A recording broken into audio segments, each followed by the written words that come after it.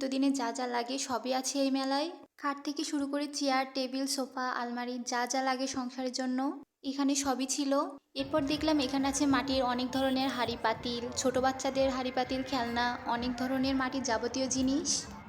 এখানে আরও মাটির শোপিস ছিল, যা বাসায় সাজিয়ে রাখলে অনেক সুন্দর লাগবে দেখতে।